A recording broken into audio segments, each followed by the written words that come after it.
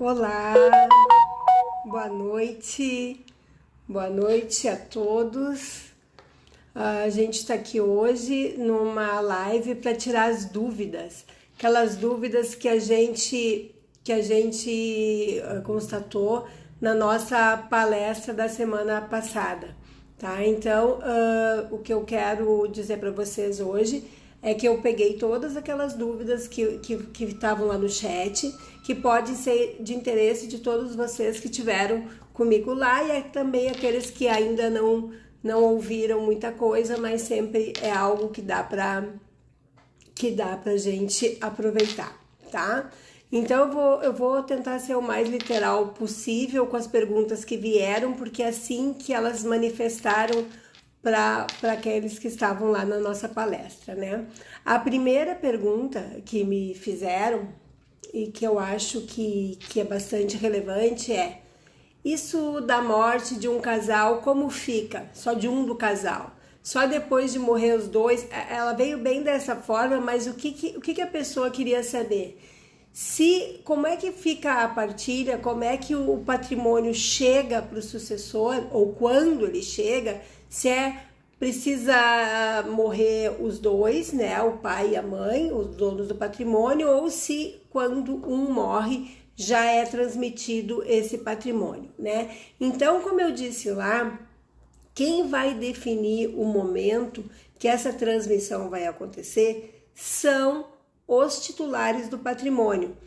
Talvez eles até façam uma reunião, ou eles até conversem isso com os seus sucessores, mas na hora de constituir a holding, né?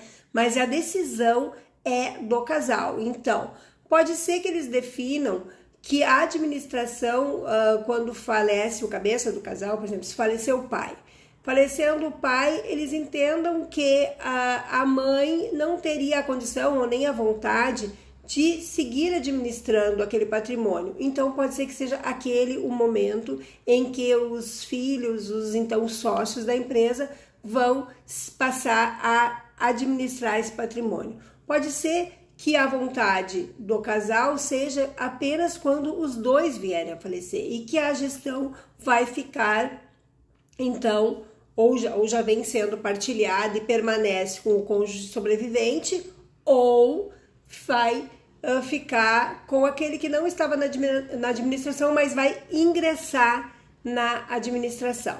Eu não sei se me fiz entender, então eu vou pedir que vocês vão comentando aí no chat, tá ok, né? Mas que fique claro que essa decisão é uma decisão do casal, tá? Que pode também ter a concordância ou a participação dos filhos, tá?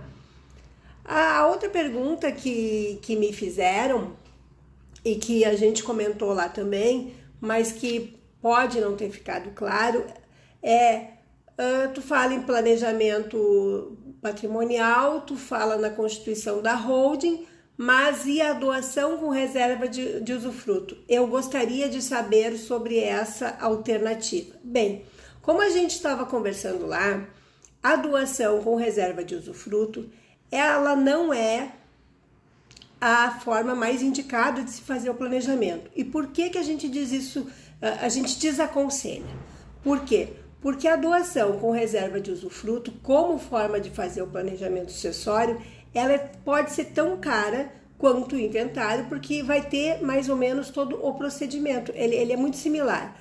O imposto de transmissão, que é aquele ITCMD, então, imposto de transmissão causa morte ou doação, né, o ITCMD, ele vai ter a mesma base de incidência. Também essa doação, ela é feita no cartório, então tu tens as custas de uma escritura de doação. Tu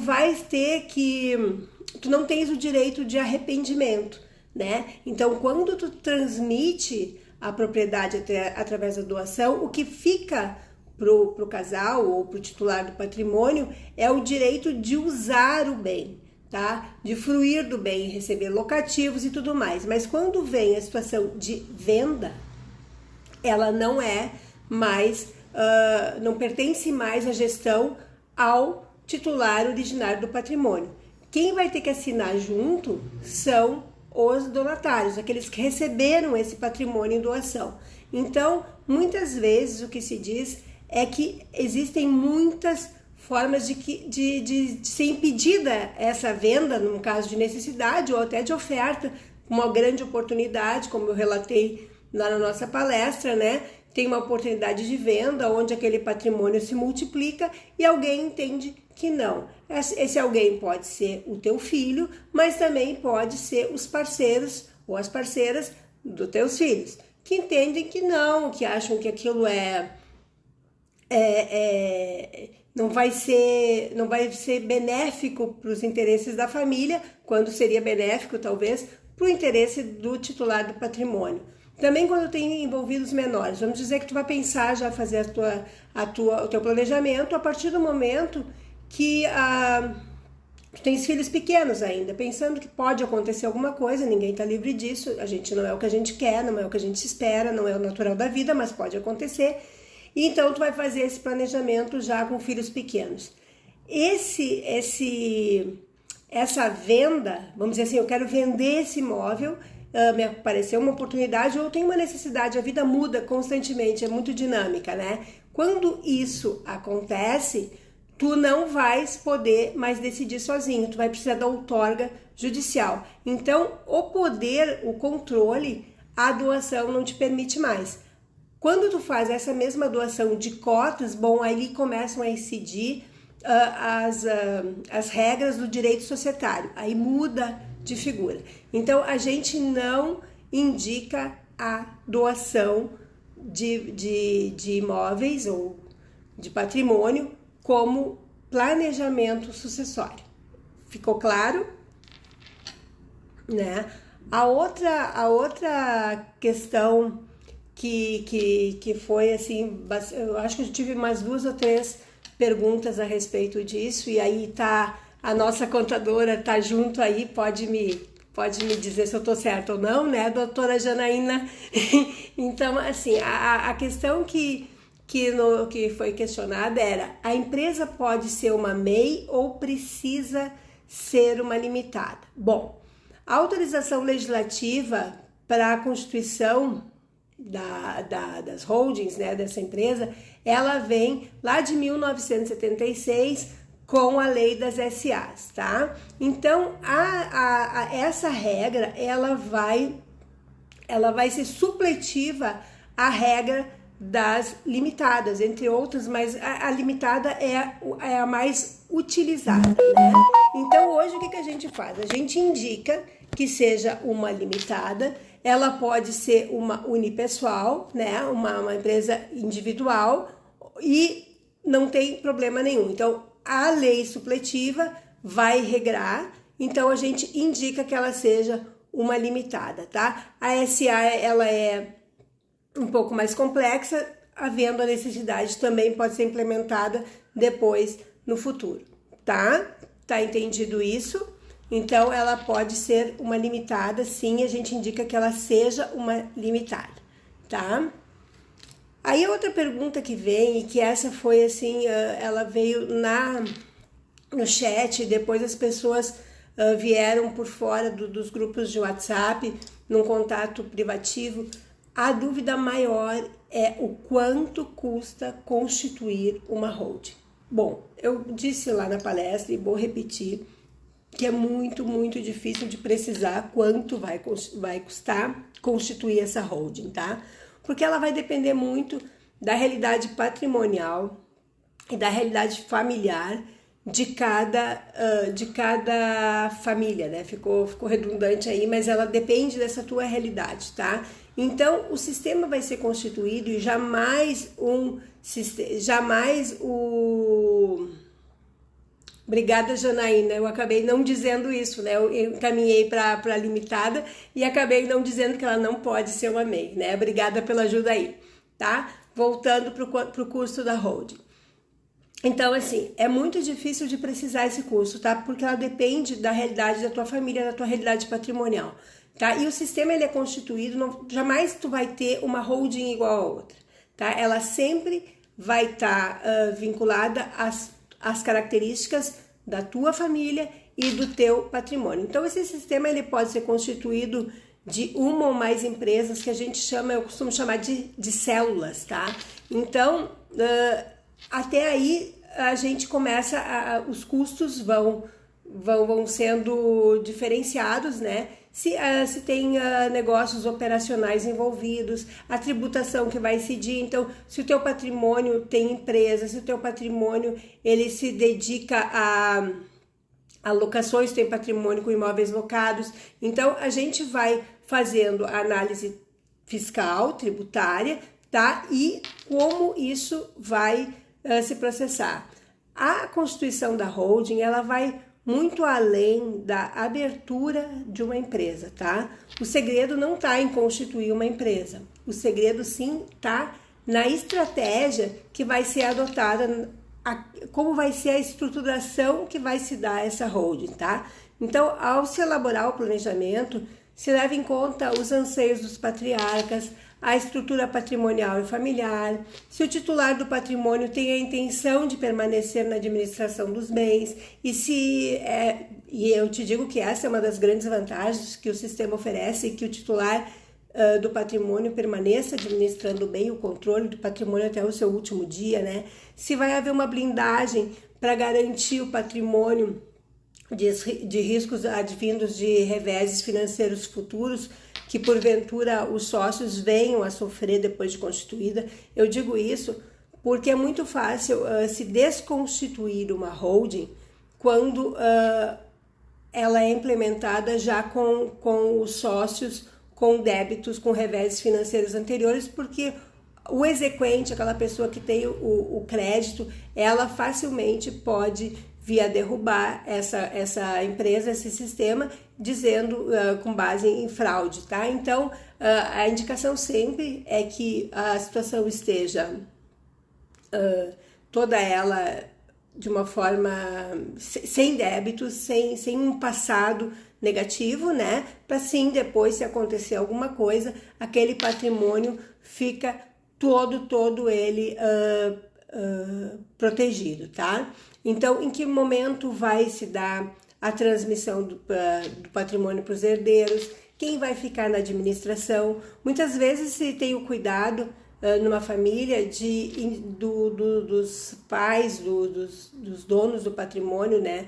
Então, dos patriarcas, eles dizerem assim, ó, esse meu filho aqui, ele tem o dom da administração, ele tem mais talento para isso. Isso não quer dizer que ele é mais ou menos que o outro, ele não está sendo preterido, mas às vezes tem um filho que tem o talento para gerir o patrimônio, então também no planejamento já fica indicado que na falta dos patriarcas, na sucessão, quem é que vai ficar gerindo, quem é que vai ficar na administração desse patrimônio, né? Quando o patrimônio é composto de mais do que um imóvel, o que acontece? Eu posso indicar, ó, esse meu filho fica com essa casa, às vezes já está até usando, né? Ou esse meu filho fica com um apartamento, fica com carro, enfim, não importa com o que, mas já pode direcionar como vai ser feita essa divisão, né? E em que momento a administração passa, se vai ficar quando um do casal falece ou se é só e aí o cônjuge sobrevivente vai para a administração, não. Então, esse planejamento é feito com toda a cautela e isso também vai fazer parte da formatação do sistema, tá? O planejamento fiscal é também muito importante, tá? Tem a utilização de sistemas que permitem reduzir ainda mais os custos da constituição, que se faz através de um estudo relacionado com a destinação dos bens. Então, tudo isso vai acabar tendo um impacto no custo final, tá? Então, eu vou te repetir que jamais vai ter uma holding estruturada da mesma forma do que outra, tá? Porque tudo vai ser computado, tudo vai ser formatado de acordo com a tua realidade, com a tua vontade, com a tua necessidade, tá? Mas o que a gente já pode dizer aqui, pela prática, né, é que o custo da holding certamente vai girar entre 70% a 90% menos do que o custo do inventário, tá? E que os custos que se computa são os impostos, né? O ITCMD, o ITBI, o imposto de renda, os emolumentos cartorários, os de registro, as despesas da constituição da holding, a depender do número de atos necessários que eventualmente serão realizados, e talvez até um despachante, a depender do caso, os honorários do profissional que vai te auxiliar. Então, todo esse conjunto vai formar o preço final e tu vai escolher o sistema que te agrada, né? E essa variável, ela é uma opção, né? Todos os sistemas que a gente faz, que a gente elabora, que a gente te auxilia, eles são eficazes, tá? Nenhum deles vai ser menos, né? Acontece que conforme a complexidade, existem uma elaboração também mais complexa que vai interferir no valor final, o que também não é nada que vai poder te assustar no momento da constituição, tá? A outra pergunta que veio é se eu posso constituir a holding se meu esposo já faleceu. Bom, aqui eu precisaria saber um pouquinho mais. Se o teu esposo faleceu, vamos pensar agora, não vou falar especificamente para quem fez a pergunta, mas considerando um casal, um dos dois faleceu. O que acontece? Faleceu e não foi feito inventário. Bom, nesse caso, eu não posso fazer a holding antes de fazer o inventário, tá? Faço o inventário e depois a parte que sobrou para os cônjuges sobreviventes pode ser feita a holding sem problema nenhum, e inclusive essa holding pode ser feita já com o patrimônio dos filhos, se quiserem montar daquela forma. Então, ela vai ser implementada, mais uma vez dizendo, de acordo com então a necessidade e o objetivo da família, tá? Mas eu só posso, isso tem que ficar muito claro, e por isso que a gente diz dos resolvedores, né? Porque não adianta, às vezes tu chega ali e diz assim, pá, mas agora eu queria estar fazendo, eu pensei tanto, e a pessoa faleceu. Não adianta mais, a gente não consegue mais. Para passar de pessoa física ou patrimônio com a morte, a única forma possível é através do inventário. Nosso ordenamento jurídico, ele estabelece essa regra. O que se muda através da holding é o enquadramento. Então, quando nós passamos o patrimônio para uma empresa, quem passa a gerir isso é a regra societária. Mas para mim colocar esse patrimônio na empresa, eu preciso preservar a regra sucessória. Então, eu não posso doar cotas se eu não respeitar a sucessão, se eu não respeitar a legítima. Então, entre um parênteses rapidinho aqui, porque eu já estou saindo um pouco do assunto, mas é bom, e eu não conversei com você sobre isso lá na palestra, é muito importante, né? Que nós temos que respeitar a legítima. O que é a legítima? Eu posso dispor de 50% da parte que me cabe no patrimônio, como eu bem entender. Mas 50% são para os meus herdeiros necessários, que são meus filhos, meus pais e meu marido ou esposa ou companheiro ou companheira, né? Conforme qual é a natureza da relação entre as pessoas, tá? Mas eu tenho que respeitar isso. E os mais próximos, eles vão excluindo os mais distantes, tá? Então, aí se faz todo um estudo a respeito do regime de bens do casamento, ou a filiação ou a ascendência, tá? E os outros 50% eu posso fazer e dispor como eu bem entender. Então, se eu quiser dar mais para um filho, eu posso. Daqueles 50%, posso. Eu quero dar para um afilhado, eu posso. Eu quero deixar alguma coisa para um sobrinho, eu posso. Eu quero beneficiar meu irmão, eu posso. Naqueles 50%. Um amigo, eu posso. Uma instituição de caridade, eu posso, tá? Mas os 50%, havendo filhos ou havendo ascendentes, e a companheira ou a esposa, ou o companheiro ou o esposo, eu preciso preservar, tá? Então, era assim, vem um parênteses aí para que fique claro como é que a coisa acontece, tá? Então, aqui ela vem uma outra pergunta, que ela é meio às avessas, mas é mais ou menos aquilo que eu já respondi, que eu vou reiterar de novo, né? Quando os filhos efetivamente recebem a herança? Quando morre um ou somente quando os dois morrem? Bom, então, como eu disse antes, né? Quem vai definir isso são os genitores, são os patriarcas, são os donos, os titulares da propriedade, tá? Então, lá num acordo de sócios, vai ficar estabelecido o momento em que o gatilho dispara. O gatilho que a gente chama é o falecimento, né? E que momento isso transmite. Então, se o gatilho é o falecimento de um, transmite parcial, se é o falecimento dos dois. E aí isso tudo vai dos interesses da família com relação também à administração desse patrimônio, tá? Não sei se ficou claro, né? Se vocês tiverem algumas dúvidas, podem ficar à vontade para interagir aí no chat, tá? Então, quando um filho não aceita participar da holding familiar, ele impossibilita que os pais levem adiante o planejamento da sua sucessão através do sistema? De forma alguma, né? Nesse caso, a solução que se dá é que os pais sigam, né, com o seu planejamento, apenas que reservem a parte, então, que era destinada a esse filho que se nega a participar da holding. Ele pode ter vários motivos para isso, né? Às vezes ele é um empresário, já tem a empresa dele constituída e tem algum impedimento, vai mudar o enquadramento, aquelas situações todas, né? Mas ele pode se negar então a participar, ou simplesmente por birra achar que não está de acordo, aquela coisa toda, tá? Então, o que os pais fazem? Ele, respeitando aquela legítima que eu falei há pouco, né?